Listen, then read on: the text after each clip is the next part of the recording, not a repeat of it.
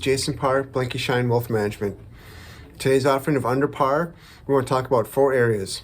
Crypto taxation, gifting appreciated assets, traditional IRAs versus self-directed IRAs, and finally, business succession planning, Part 1, preparing a plan. Under Par is our firm's offering on estate, wealth, tax plan ideas for our clients as well as prospects. As with any items discussed, we encourage you to contact your CPA as well as your legal counsel with respect to any ideas, planning, questions related to the material covered today. We are glad to help facilitate with these parties as well. We simply recommend that you contact those professionals if you have any specific questions. Cryptocurrency is in everyone's mind and discussion today, as we hear it every day in terms of the market. It trades 24/7. It is a very fluid and actively discussed topic from our clients as well as the media. So today's topic is crypto taxation. Everything, as much as we know about cryptocurrencies, perhaps we know the less about the taxation side of that up until what we're looking at in 2023. So right now the IRS considers cryptocurrency a virtual currency. They have a simple question on everyone's 1040 which says, at any time during 2021, did you receive, sell, exchange, or otherwise dispose of any financial interest in any virtual currency? It's a simple yes or no question. There's no other further questions or disclosures at this point on the tax returns. But starting in January 1st, 2023, there may be. So what the IRS is digesting, as well as all of us, is how they want to tax cryptocurrencies. From the IRS's standpoint, what we know right now is that the IRS does consider cryptocurrency as property, not unlike stocks, real estate, or any other tangible asset that you can sell and then thus report on your tax return. What is clear, there's no tax currently on crypto transactions. You pay tax on selling, trading, and exchanging currently. So that is part of the gain that you would report on as you would on selling a stock or any other investment on your tax return. What is unclear? Staking crypto is unclear. Staking is a concept of basically similar to the process of earning interest on a bank account. Investors leave crypto coins in a wallet or an exchange that supports staking projects and then receives periodic payments. The IRS does not address this area. The IRS has not given guidance on basis calculation. The basis is another term for cost, adjusted costs. And with cryptocurrency transactions, this can be very, very complex and can sometimes cover several different platforms and exchanges. So we're looking for guidance as we get forward on the basis calculation, because basis is obviously important when it comes to calculating your gain or loss. IRS Notice 2014-21 defined virtual currency and guidelines, and that's the reference. Currently, the reporting requirements are the no disclosure requirements with respect to cryptocurrency on the tax returns, outside of the simple check the box question, which is on page 1 right below standard information lines on the form. Starting January 1st, 2023, transactions will be reported to each taxpayer on an annual 1099, similar to what you would receive for any dividends, interest, and related from your current bank, brokerage house, investment firm. So that's starting to go into effect in January 1st, 2023. We'll begin seeing those trickling through in 2024 for the return preparation and related for the 2023 tax year. This is a result from the Infrastructure Investment and Jobs Act of 2021, which was passed in November 2021. So as we get closer to the 2023 year, we'll expect to see more guidance and clarification from the IRS as well as states. But as of right now, that's a current on the crypto taxation. Gifting appreciated assets to charitable organizations. Great time of year. Good thing to be considering for this year as we get into 2022, as well as we move through the year. The great idea around gifting appreciated assets is you get to deduct the appreciation, and you don't have to pay gain on any appreciation with respect to the cost basis.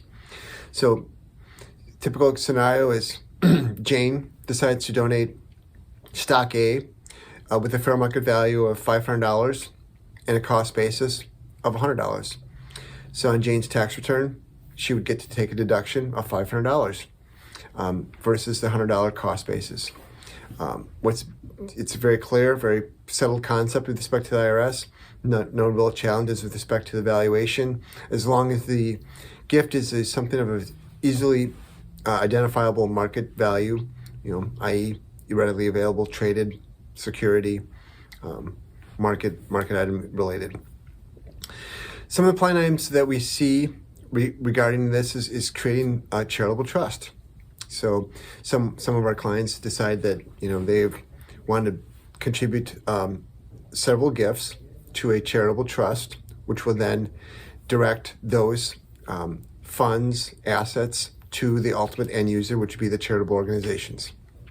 Some of the pros, it's a one-time transfer at times. The donor can make a mass contribution, if you will, of assets to the trust to fund the trust. And then ultimately, the trust can then distribute those assets as that administrator deems appropriate to the ultimate users. Typically, administrative costs are low on a go-forward basis. Once the trusts are established, the costs to monitor, maintain, and administer the trust are relatively small. You do have perhaps some fees associated with compensation for the administrator and some filing fees from the state and federal taxing authorities. But outside of that, generally trusts are fairly low cost administration-wise. Another options that we have seen is clients set up a charitable foundation. A little more advanced, a little more involved, typically involving higher asset levels, higher contributions. The great thing about that is that the donor, the creator of the foundation, if you will, has the flexibility to contribute the amounts to the foundation annually. Can decide that of their overall wealth planning system or guidelines for the year, a donor would like to contribute X amount to the foundation. And then the foundation can then decide within their structure how those funds will be disseminated out to the charitable organizations for the ultimate end users. One of the benefits, again, is the flexibility and then control over final disposition of the funds. As a charitable foundation, a lot of times you'll have charitable organizations coming to you to seek grants or funding from your foundation, and that executive director or administrator would then be able to direct those funds as that person deems appropriate to the charitable organizations. Some of the cons with respect to a charitable foundation is obviously the administration costs are a little bit higher. There are higher reoccurring compliance costs, usually typically at the state level. Once besides the IRS level tax return filings, that typically is less at the federal level, but there are more at the state level. And depending on what state you are located, it can be sometimes a little more substantial than other states. But this is a great vehicle when they come to wealthy individuals who seek to transfer gifts of appreciated assets or any assets in that regard via different mechanisms called charitable trust as well as a charitable foundation. The third topic for today we want to talk about is IRAs. There's traditional versus self-directed. I think everyone may be familiar with a traditional IRA. It's widely accepted, widely recognized, and it's been around for a long time. Traditional IRA holds, stocks, bonds, ETFs, readily tradable securities, very considered mainstream vehicles is what we'd probably use the more common terminology. So it's very understandable, very clear. The guidelines are very set forth, very understandable. It's a commonly and widely accepted practice in wealth planning. One thing that a form of an IRA that is a little different is a self-directed IRA. Those are basically your IRA that are designed, created to hold alternative investments, whether it be real estate, gold, precious metals, artwork, and in this case, cryptocurrencies perhaps. So the difference between the two obviously is the type of holdings within an IRA.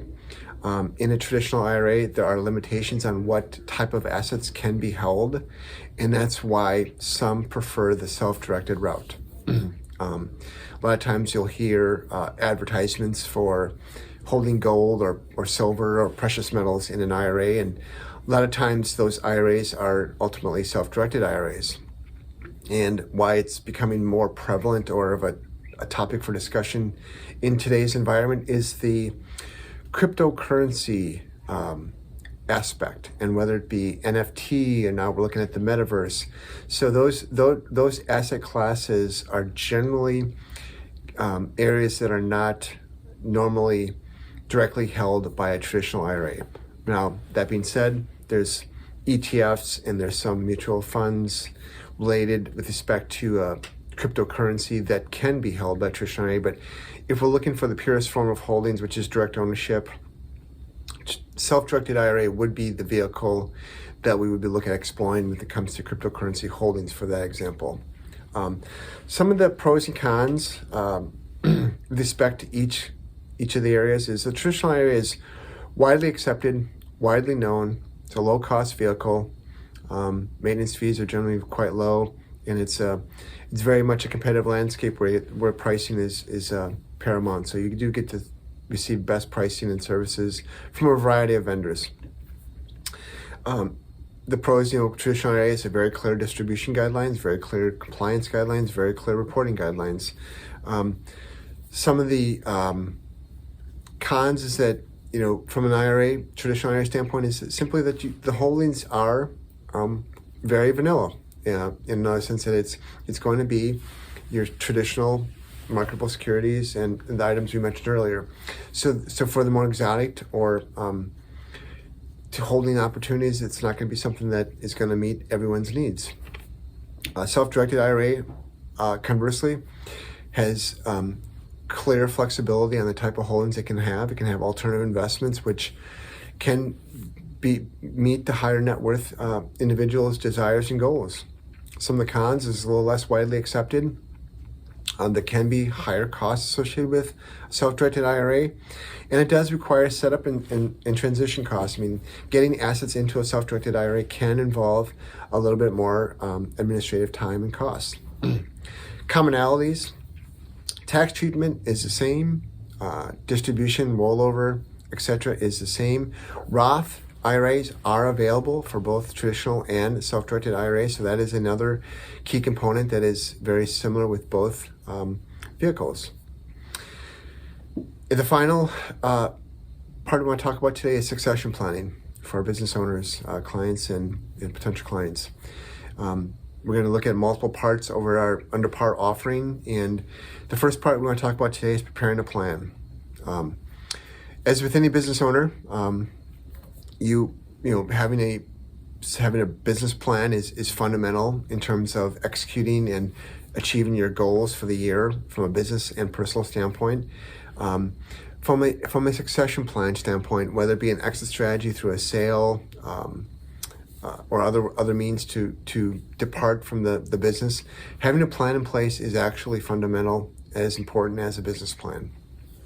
Some of the key components that a plan will start at a initial is methods to maximize the value of the business in the eyes not only of the owner or owners, but of the persons who may be a potential buyer. The valuations obviously can differ significantly in terms of what a owner, operator, or business owners would consider their business worth and what a willing and able buyer would pay in the free market. So to maximize that value, having things documented in a plan, understanding the strengths and weaknesses of your business, and be willing to document those in the sort of plan with action plans and steps that are being taken to address, correct, improve any weaknesses, as well as highlighting strength of your business. It's important to sometimes pound the drum, to recognize strength of a business to differentiate you from others in your business, which would potentially be competitors in your goal of selling your business. The third part of preparing a plan from this standpoint is documenting SOP, standard operating procedures. This is, basically a how-to book or a guidebook to a potential buyer or buyers and how they would operate your business. Sometimes with a sale of a business, it is a strategic buyer, meaning that somebody else who's in the business who will then easily buy your business and then, take it over and easily run it with the knowledge and expertise of that industry. Some are more proprietary buyers. If you've built a great business, they would like to come in and run that business, but maybe they don't come from that industry. Maybe it's the second career change where they've recognized that you built something of value, but they want to now take that business to the next level or to a different direction or just a continuation of it. To those buyers in particular, SOPs are vital in terms of laying out how your business would run. What are the fundamental things? Nailing it down from every aspect of your business, from operations, administration, sales, reporting requirements, things of that nature. Everything that would basically come from day one of starting and running your business to the end of the day. And it's very important. I've seen SOP binders being voluminous. I've seen SOP binders being smaller, but it really depends on the type of business, the nature and scope of the services you offer, products you offer, as well as how much time you like to invest in this process. But I've seen several of those. The best, most successfully sold businesses tend to have strong SOP procedures laid out. And refine your story. As a business owner, I was a prior business owner as well, and you have to tell a story for your business. You have to tell a potential person who would be coming into your place, filling your shoes, why your business is great. Why is it not great? What are some of the challenges you face? What are some of the things in your industry that you think are strong or weak? And you all do that in a way that is obviously most appealing to your business, put your business in the best light possible, and also is your story. And everyone has a story, whether it be your personal or your business.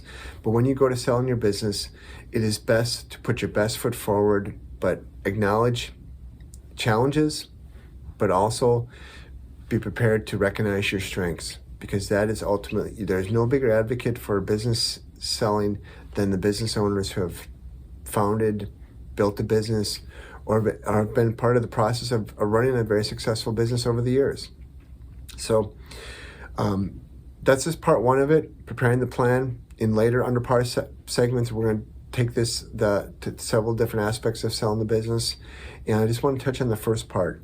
And also, with respect to the selling of a business, it is always important to document the processes.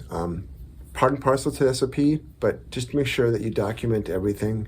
Keeping a good binder, corporate minutes, corporate resolutions, corporate documents are very important. And usually having a copy with a trusted advisor, whether it be your legal counsel or partner or investment advisor, is also a very good means to ensure that those are safeguarded and needed and available when needed. Under Parr is our regular updates to our clients, potential clients. My name is Jason Parr.